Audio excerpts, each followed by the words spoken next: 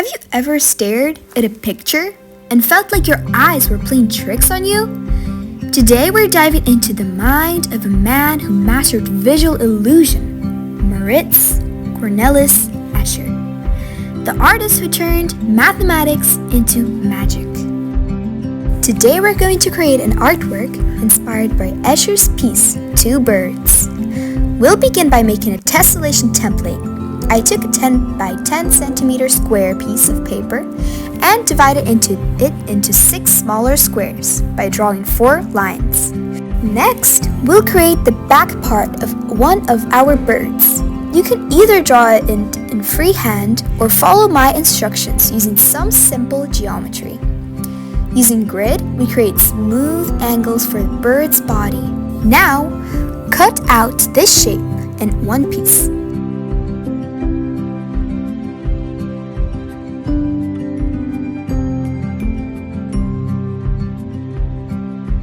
And here's where the tessellation magic begins. Take the piece you just cut out and move it from the back to the front of the square, securing it with tape. Next, let's work on the top part of the bird, starting with a curved line that goes from the head to the tip of the wing. You can follow my geometric example for precision, or if you prefer, feel free to draw it in freehand to give your bird a more natural feel. Now we're doing the same thing again. Cut out the piece you just created and move it from the top to the bottom of the square, securing it with tape. Now it's time to divide the piece into 2 birds. Draw a curved line from the center of one side to the center of the opposite side.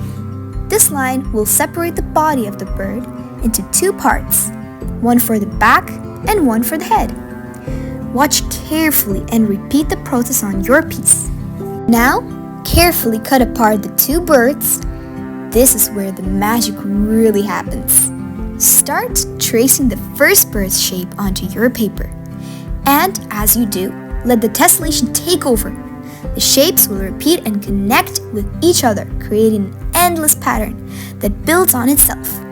By transferring and repeating these pieces, we're building a continuous pattern that can go on forever.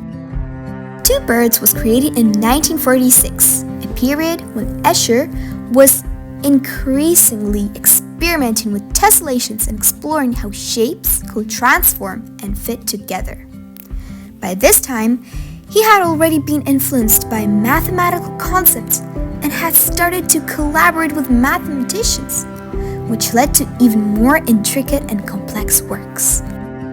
Escher was known for his minimalistic approach to color.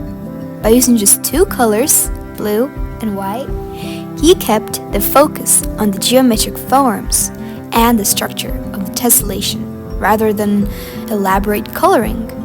I like this choice of colors. They bring peace, calm, or serenity,